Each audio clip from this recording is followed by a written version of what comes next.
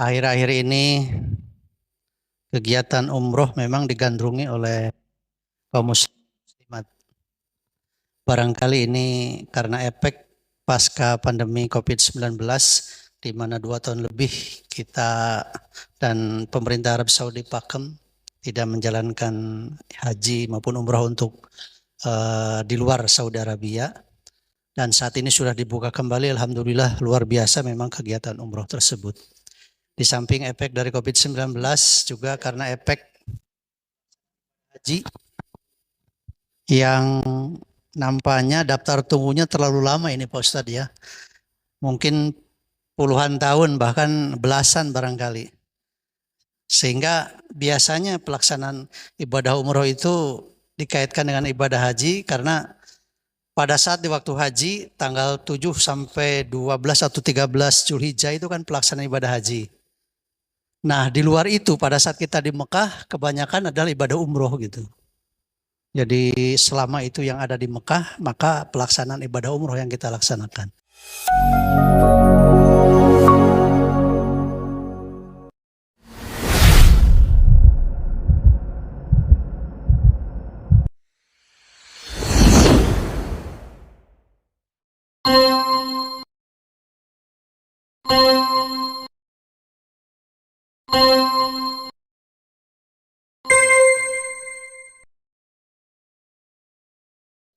Bismillahirrahmanirrahim. Assalamualaikum warahmatullahi wabarakatuh.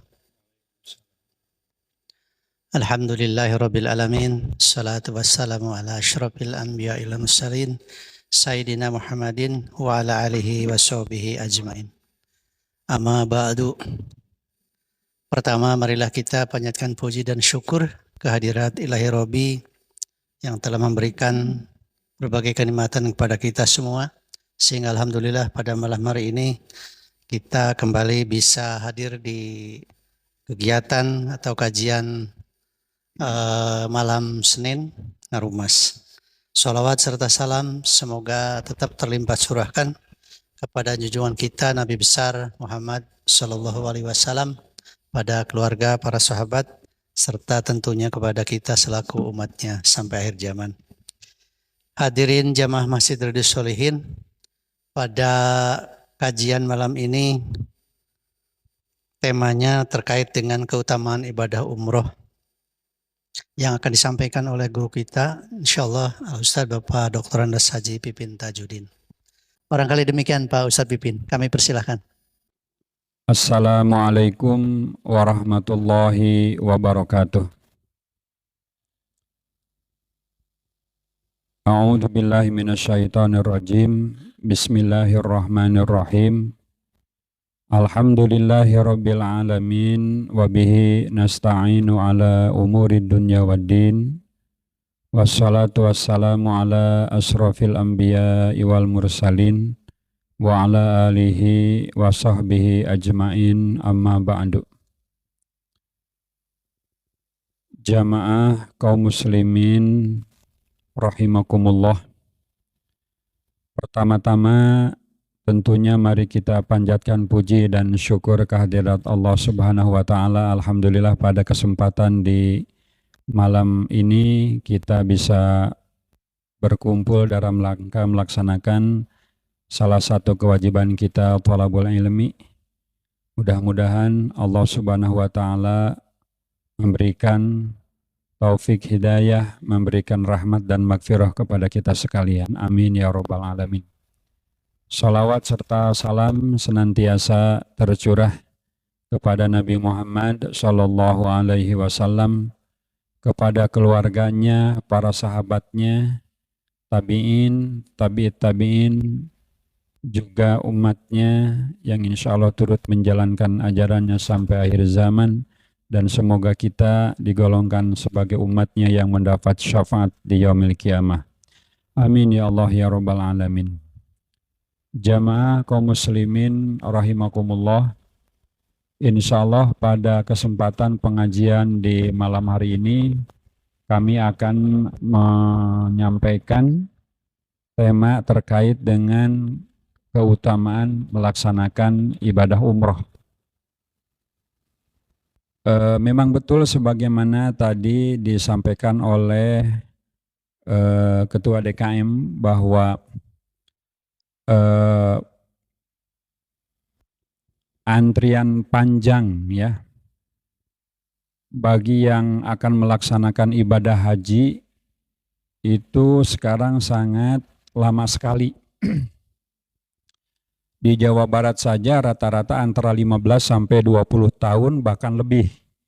Ya, sekarang masa tunggu atau waiting list yang sudah mendaftar ya melaksanakan ibadah haji.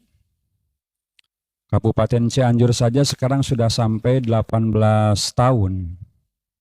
18 tahun antrian panjang atau waiting list. Jadi kalau misalnya jamaah sekalian daftar haji ya di Kementerian Agama dengan sistem Siskohat, sistem komputerisasi haji terpadu di tahun 2022, maka masa tunggunya itu nanti di 2040 baru kita bisa melaksanakan ibadah haji.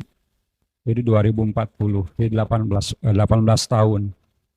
Bahkan ada yang lebih dari 18 tahun, 20 tahun, 25 tahun ada ya. Nah, oleh karena itu maka jamaah sekalian kalau kita hendak mau melaksanakan ibadah umroh gitu ya. Jadi umroh merupakan salah satu alternatif gitu kan. Umroh merupakan salah satu alternatif untuk kita berangkat tanpa adanya waiting list yang lebih panjang begitu. Yang bagi kaum muslimin yang mampu untuk melaksanakan. Jadi umroh itu kan merupakan ziarah ke tempat yang ramai kalau diartikan secara bahasa, secara lugoh. Jadi berziarah ke tempat yang ramai. Kita mengunjungi suatu tempat yang ramai disebut umroh. Itu menurut bahasa, tetapi menurut istilah agama, menurut istilah ilmu fikih bahwa umroh itu adalah menyengaja ya mengunjungi Baitullah, Ka'bah untuk melaksanakan ibadah tertentu ya, yaitu melaksanakan ibadah tawaf dan sa'i. Itu adalah ibadah umrah. Jamaah kaum muslimin rahimakumullah, umrah itu merupakan ibadah yang menurut jumhur para ulama itu hukumnya adalah wajib. Walaupun memang ada yang sebagian ulama yang menyatakan bahwa hukum daripada umrah itu adalah sunnah muakkadah atau sunat yang sangat dipentingkan sekali. Tetapi sebagian besar para ulama ya atau jumhur para ulama menetapkan bahwa umroh itu adalah hukumnya adalah wajib bagi yang mampu melakukannya. Seperti ibadah haji juga sama, adalah hukumnya wajib bagi yang mampu melaksanakan ibadah ke tanah suci, begitu kan? Dengan syarat-syarat yang ditentukan oleh agama. Sebagaimana di dalam Al-Quran surat Al-Baqarah ayat 196 disebutkan a'udzubillahi minasyaitonirrajim wa atimul hajja wal umrata lillah, maka sempurnakanlah ibadah haji dan umroh karena Allah. Jadi ibadah umroh, ibadah haji itu digandengkan ya dengan ibadah umroh. Maka melaksanakan ibadah umroh hukumnya wajib bagi yang mampu untuk melaksanakannya. Ya.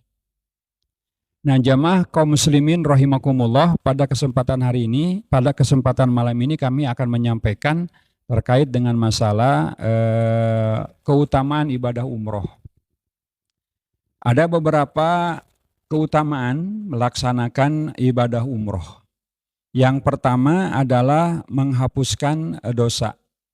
Sebagaimana di dalam salah satu hadis disebutkan al-hajju wal umrota fa innahuma yanfiyani al-faqra wad dunub. Yang artinya sesungguhnya haji dan umroh itu adalah dua hal yang bisa menghilangkan kefakiran dan menghilangkan segala dosa, menghapus segala dosa. Bahkan untuk memperkuat hadis ini ada hadis yang lain, ada periwayatan hadis yang lain, umrotun ilal umroti al umrotu ilal umroti kafaratun lima bainahuma wal hajjul mabruru laisalahu jazaun ilal jannah. Yang artinya wallahu alam bimuradi. Jadi dari umroh yang satu kita melaksanakan ibadah umroh yang pertama ke melaksanakan ibadah umroh yang kedua itu merupakan kifarat. Merupakan penghapus dari segala dosa ya di antara keduanya. Gitu. Wal hajjul mabruru laisalahu jazaun ilal jannah, dan haji yang mabrur, umroh yang mabrur tidak ada balasan ya kecuali surganya Allah Subhanahu wa taala. Jadi dapat dipahamkan jamaah sekalian bahwa bila kita melaksanakan ibadah umroh gitu ya, di tahun ini tahun 2022. Nah, kemudian setelah melaksanakan ibadah umroh di tahun 2008 tahun kemudian misalnya di tahun 2030 kita melaksanakan ibadah umroh lagi. Maka ya antara tahun 2022 sampai tahun 2030 8 tahun itu merupakan penghapus dosa yang kita jalankan. Ya, menghapus dari segala dosa yang telah kita laksanakan. Al umrotu ilal umroti kafaratun lima bainahuma.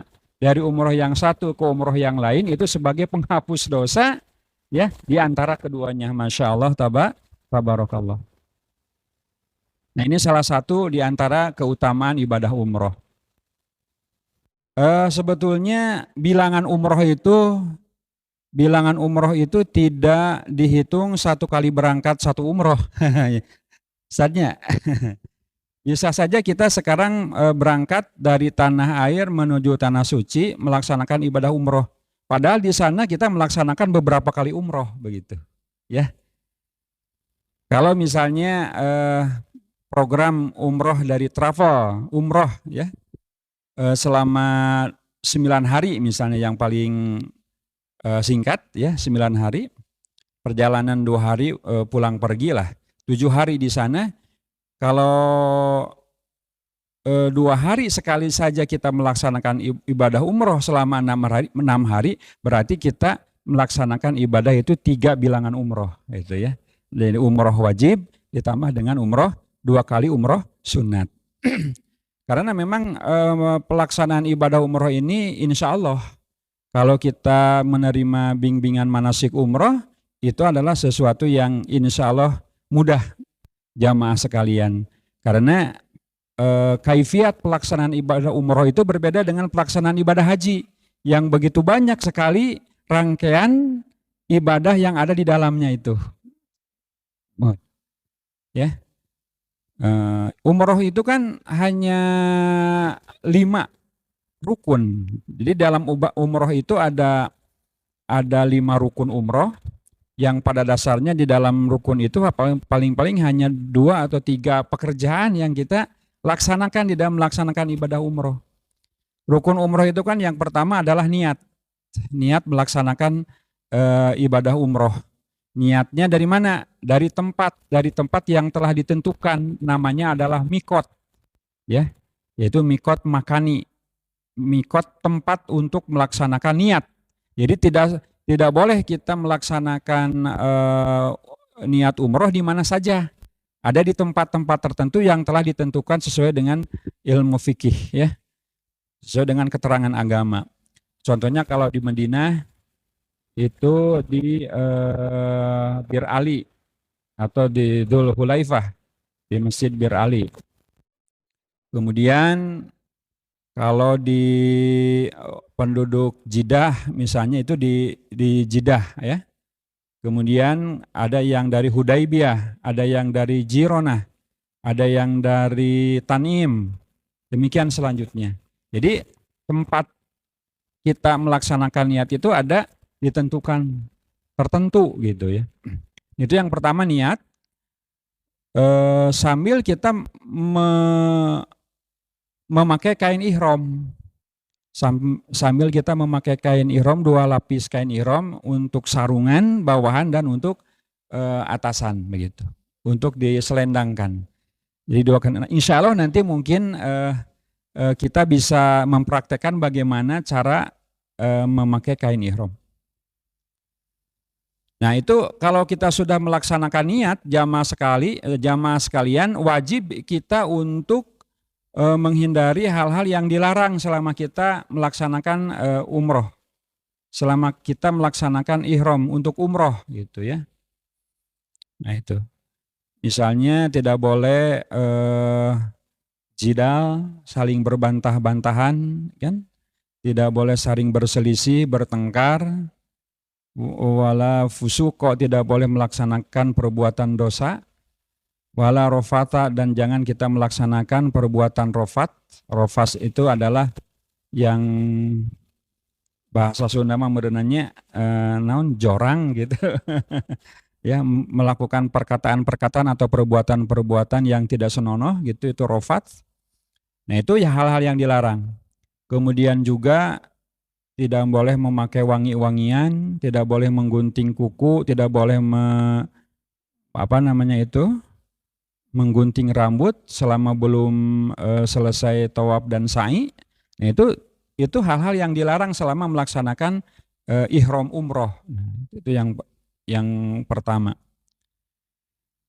Niatnya boleh dijaharkan jamaah sekalian ya. Nawaitul umrota wa ahramtu biha lillahi ta'ala ya. Labaik Allahumma umratan labaik.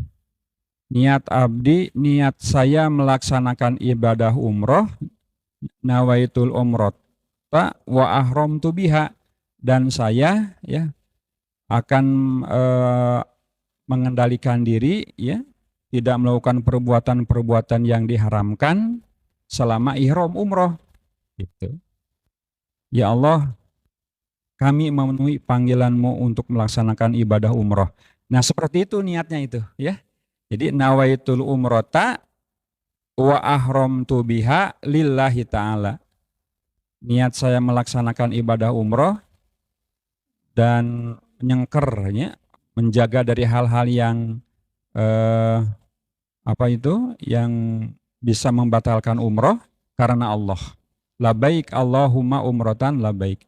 Nah setelah itu maka kita berangkat menuju Mekah, menuju Masjidil Haram untuk melaksanakan ibadah tawaf dan sa'i. Jadi selama kita di perjalanan dari mikot tempat kita niat ya, sampai kita di Masjidil Haram di Mekah, itu sunat kita membaca talbiyah. Labbaik Allahumma labbaik, labbaik la syarika laka labbaik, innal hamda wa ni'mata laka wal mulk la syarika lak.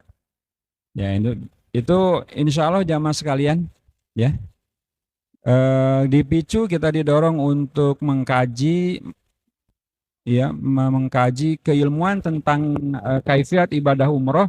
Mudah-mudahan jamaah sekalian itu bisa melaksanakan ibadah umroh.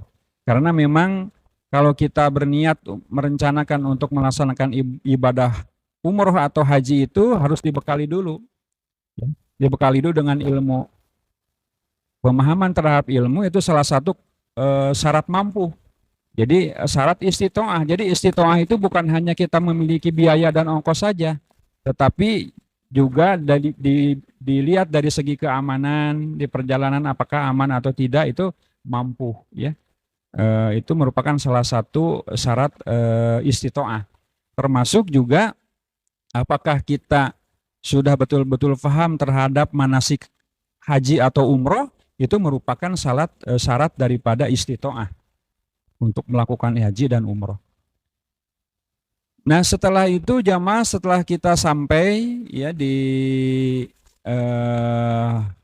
Mekah, di Ka'bah, kita melaksanakan ibadah tawaf.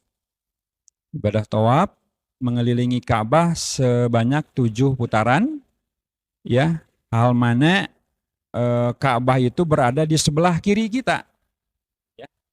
Nah di sebelah kiri kita Ka'bah itu. Jangan di sebelah kanan kita. Berarti kalau begitu putaran tawaf itu berlawanan dengan putaran putaran jam ya. Dimulai dari Hajar Aswad.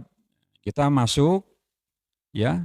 Ceritanya kita masuk ke Masjidil Haram, kita berdoa, biasa untuk berdoa untuk masuk masjid. Allahumma gfirli dunubi waftahli abwaba rahmatik. Juga disunatkan membaca Allahumma antas salam wa minkas salam wa ilaika ya'udu salam sampai selesai. Maju kita ya ke dalam Masjidil Haram, lalu kita melihat Ka'bah di sana ya. Ada doa-doanya untuk melihat Ka'bah, bagaimana doanya ya. Itu memang perlu kita belajar manasik haji dan manasik umroh. Nah kemudian setelah itu jamaah sekalian kita mendekati sudut Ka'bah yang ada Hajar Aswadnya. Karena kita memulai harus di sana, nggak boleh di mana-mana. Setarnya itu nggak boleh di sudut Ka'bah yang sembarangan gitu. Tapi harus dimulai setarnya itu dari sudut Ka'bah Hajar Aswad yang ada Hajar Aswad. Ada garis dari sudut Ka'bah itu ada garis ya. Garis ditandai di tegel, di lantai itu ada garis. Nah kita mulai dari sana. Dari Hajar Aswad terus berkeliling ke Hajar Aswad lagi. Ke sudut Ka'bah yang ada Hajar Aswad lagi itu dihitung sebagai 1 putaran. Terus sampai 7 putaran sampai kepada sudut Ka'bah Hajar Aswad lagi. Nah itu.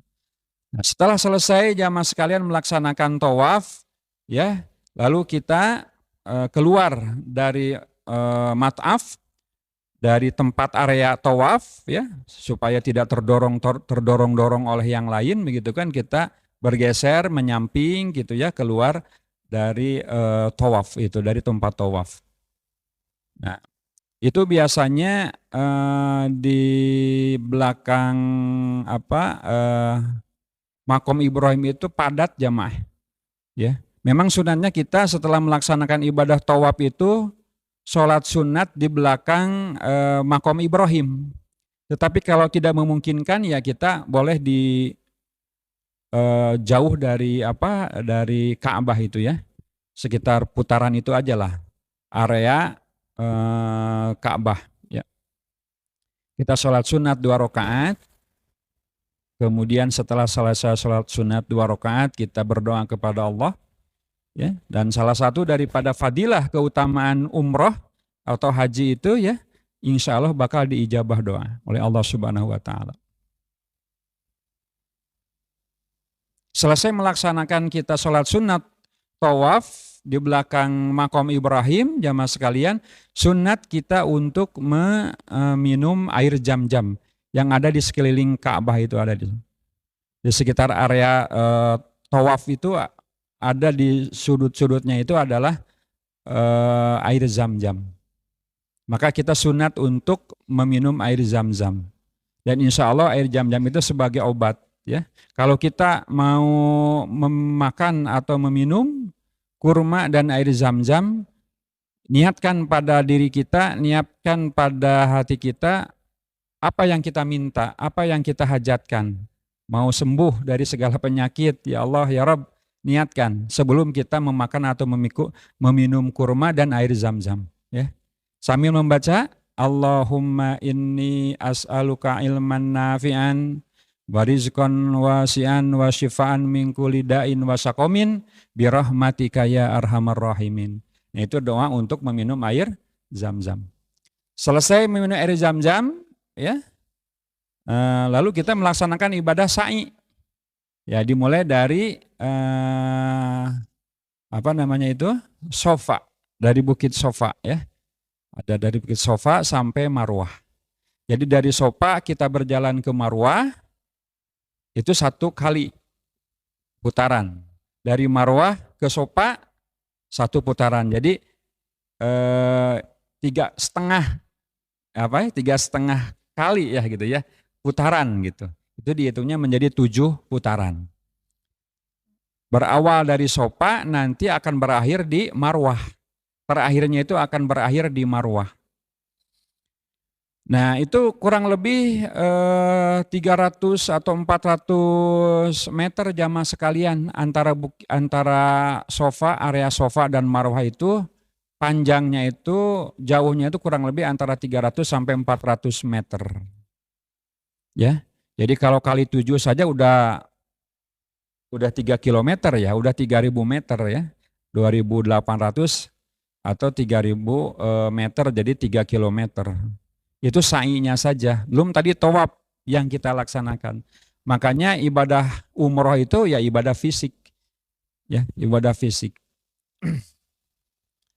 Nah, setelah melaksanakan ibadah sa'i di Marwah itu nanti kita sedikit ke tempat ya, berjalan ke tempat untuk tahalul. Tahalul itu penghalalan dari kita melaksanakan larangan selama ihram. Larangan untuk memakai wangi-wangian, larangan untuk berkelahi, berbantah-bantahan, larangan untuk rofat, larangan untuk menggunting kuku gitu itu halal ya. Namanya tahalul. Dengan ditandai kita melaksanakan cukur rambut ya. Nah, bagusnya itu lil muhalliki nawal muqassirin. Jadi bagusnya itu adalah digundul gitu. Dipendekkan semuanya untuk tahalul itu. Walaupun memang ada yang dicukur tidak gundul gitu, itu boleh saja ya. Tapi yang paling bagus, yang paling afdol di antara keduanya adalah digundulan ya. Tahalul mah cirina. Nah, selesai itu baru ya udah selesai kita melaksanakan ibadah umroh. Jadi niat ya dari mikot, kemudian melaksanakan ibadah tawaf, melaksanakan ibadah sa'i, cukur rambut, tertib. Tertib itu harus berurutan. Tidak boleh kita misalnya masuk apa? Tidak boleh kita masuk Masjidil Haram, ya baru juga masuk Masjidil Haram terus digunting rambut, itu biasa. Itu enggak tertib. Atau baru juga kita masuk ibadah baru kita masuk Masjidil Haram sudah sa'i, tawaf nanti acan. Nah, itu tidak boleh begitu, itu harus tertib. Nah, itulah rukun ya. Rukun daripada umroh. Jamaah kaum muslimin rahimakumullah, demikianlah. Jadi menghapus segala dosa ya. Menghapus segala dosa. Al umratu ilal umrati kafaratun lima bainahuma. Kemudian yang kedua jamaah, fadilah dari umroh itu memperoleh pahala sholat yang berlipat-lipat. Ketika kita melaksanakan ibadah sholat secara munfarid itu 1 derajat, melaksanakan ibadah sholat berjamaah di tanah air kita di sini, di kampung halaman kita 27 derajat atau 25 derajat, maka kalau kita melaksanakan ibadah sholat, ya baik ibadah wajib maupun ibadah sunat, di Masjidil Haram itu pahalanya sampai 100.000 derajat, 100.000 kali lipat. Ya. Itu keutamaannya. Sabda Rasulullah,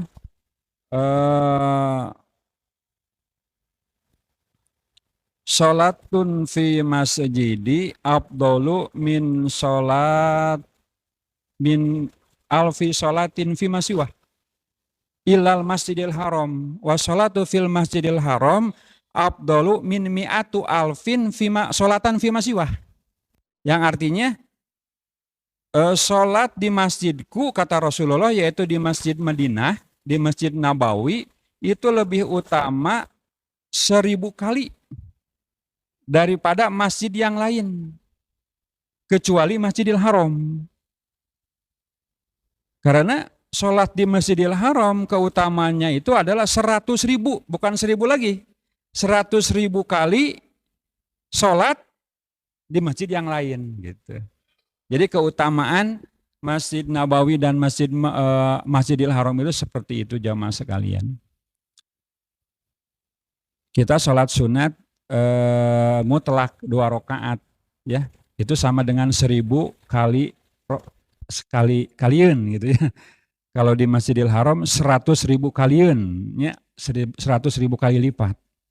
Nah, oleh karena itu maka itu akan memperoleh pahala sholat yang berlipat ganda.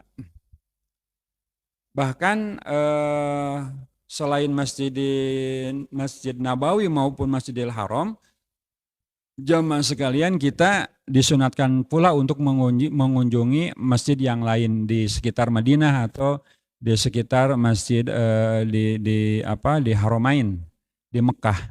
Contohnya di Madinah itu kalau kita melaksanakan ibadah umroh, jangan sampai terlewat melaksanakan sholat sunat 2 rakaat di Masjid Quba. Karena kata Rasulullah, barang siapa yang melaksanakan sholat 2 rakaat di Masjid Quba, sama pahalanya dengan pahala ibadah umroh itu juga. Jadi kita memiliki pahala ibadah umroh, ya, juga memiliki pahala setara dengan umroh gitu ya. Karena kita melaksanakan sholat sunat 2 rakaat di mana? Di Masjid Quba. Masjid Quba itu di Madinah. Jadi ketika Rasulullah hijrah dari Mekah ke Madinah, yang pertama Rasul bangun itu adalah masjid, dan masjid itu adalah Masjid Quba sebelum di Masjid Nabawi. Begitu ya. Masjid Quba. Kemudian jamaah rahimakumullah, keutamaan yang ketiga adalah doa kita akan dikabulkan oleh Allah Subhanahu wa taala. Karena orang yang melaksanakan ibadah umroh atau ibadah haji itu adalah duyufur rahman, adalah tamu Allah. Dan Allah sebagai, katakanlah kalau makhluk ya, sebagai pribumi itu menghormati tamunya, apapun kita suguhkan. Apa yang diminta oleh tamu itu disubadanan ya oleh pribuminya gitu. Nah kita sebagai duyufur rahman, orang yang melaksanakan ibadah umroh itu sebagai tamunya Allah, maka Allah itu akan memberikan ijabah doa. Kalau kita meminta ya akan diijabah doa kita. Kalau kita berdoa meminta ampun, Allah Subhanahu wa taala akan mengampuni dosa-dosa kita.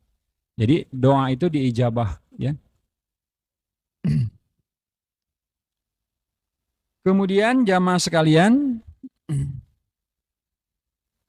orang yang melaksanakan ibadah umroh kemudian wafat saat melaksanakan umroh, ketika masih dalam ihram umroh, maka pahalanya dicatat itu sampai hari kiamat. Ya. Sampai hari kiamat dicatat oleh Allah Subhanahu wa taala pahalanya itu. Ah, iya mah orang hitung-hitungan misalnya. Orang ngalaksanakan ibadah umroh tahun 2022, di ditu teh maot weh. Eta dicatat tinggal ngawitan mautna deui ka poe kiamah gitu. Pahala umroh eta. Haji juga apalagi ya.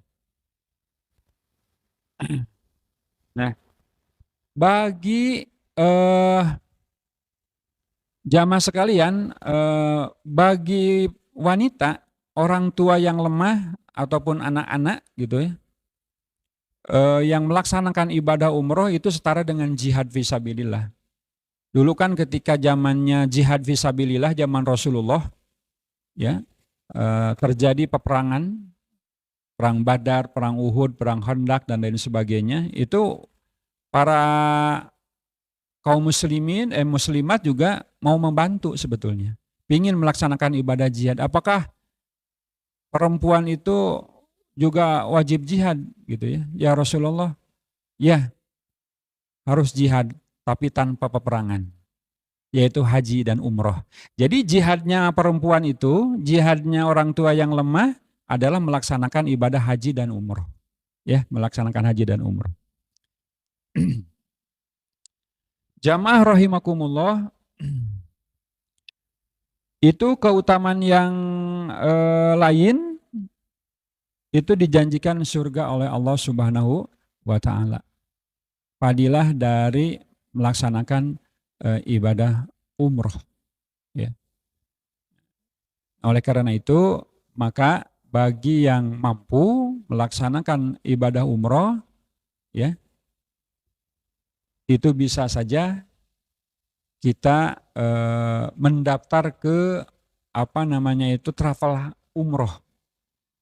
Iya, kita itu udah sajungun gitu ya.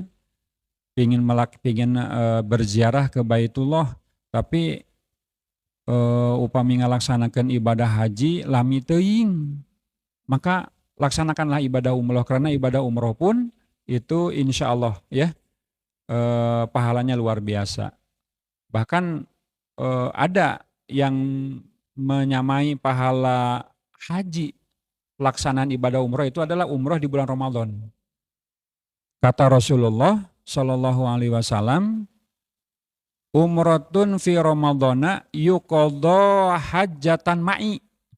Jadi melaksanakan ibadah umroh di bulan Ramadan itu sama dengan seperti melaksanakan ibadah haji bersamaku, kata Rasulullah itu. Karena memang godaannya berat. Ketika bulan puasa tuh, ya, ketika bulan puasa panas, haus gitu ya, kudu kukurilingan, kudu tawaf, kudu sa'i, sakali umroh teh pan kudu 7 km eta teh, lamun dipanjangkeun mah kemana gitu nya, 7 km teh leumpang gitu. Bari jeung teu acan urang teh pan angkatna, uihna kana mobil kendaraan ratebih gitu. Nah seperti itu, makanya ya pantas jika Rasulullah menyampaikan bahwa melaksanakan ibadah umroh di bulan Ramadan yuqadha hajjatan ma'i, seperti melaksanakan ibadah haji bersamaku. Itu kata Rasulullah Shallallahu Alaihi Wasallam. Nah terakhir jamaah sekalian, di tanah air memang ada ibadah-ibadah tertentu ya yang bisa pahalanya itu menyamai ibadah haji dan umroh. Ya. Tapi bukan berarti bagi orang yang kaya, orang yang dermawan, orang yang mampu dijadikan alasan, keun wae teu haji jeung umroh oge da aya pahala anu lain sarua jeung haji jeung umroh. Jangan dijadikan sebagai dasar ya alasan untuk apa ya meringan gitu ya. Seperti gini Bapak dan Ibu, kalau kita melaksanakan sholat berjamaah subuh, kemudian dilanjutkan kita berzikir kepada Allah Subhanahu wa Ta'ala, duduk berzikir sampai terbit fajar. Setelah terbit fajar terus kita melaksanakan sholat sunat isyraq, maka pahalanya itu sama dengan pahala haji dan umroh. Jadi barang siapa melaksanakan sholat subuh berjamaah, setelah sholat subuh berjamaah kita tidak pulang dulu, kita duduk bersimpuh di masjid, ya, melakukan zikir kepada Allah Subhanahu wa Ta'ala. Pas datang isyraq, waktu isyraq kita melaksanakan sholat sunat isyraq 2 rakaat, lalu kita pulang, nah maka pahalanya itu sama dengan pahala ibadah haji dan umroh. Ya. Dan juga memang ada ibadah-ibadah yang lain selain yang tersebut barusan, yang memang pahalanya itu sama dengan pahala ibadah haji dan umroh. Ya.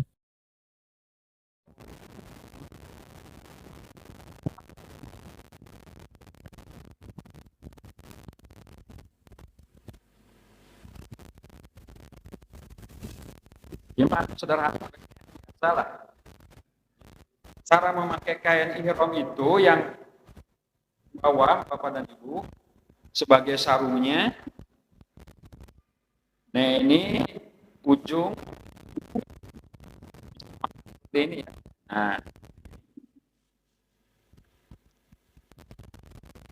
cara yang pertama ini bisa begini, juga bisa begini, langsung kain seperti kita memakai kain sarung saja gitu. Setelah itu dilipat, nah gitu. Jadi ketika kita begini kan tidak ada tidak kelihatan kan aurat kita. Nah, seperti itu. Itu cara yang pertama, ya. Jadi diulangi lagi, bapak-bapak sekalian, cara memakai kain ihram. Jadi ujung dan ujung. Setelah itu, ya, dibeginikan seperti kita memakai kain. Yang kanan dulu kita lipat. Nah, setelah yang kanan kita lipat, baru yang kiri kita lipat. Dan setelah dilipat, baru kita seperti memakai sarung biasa. Jadi maka ini akan kuat. Dan ketika kita mau berjalan, bisa, gitu ya. leluasa dan ketika kita dibuka juga tidak akan kelihatan. Tapi yang di sininya hanya selapis. Hanya selapis di sini. Kalau memang kayak ihramnya tipis itu akan kelihatan juga. Ya, bokongnya. Maka ada cara yang kedua. Cara yang kedua sama seperti ini Bapak sekalian. Nah ya. Itu. Hanya ini setelah dilipat itu.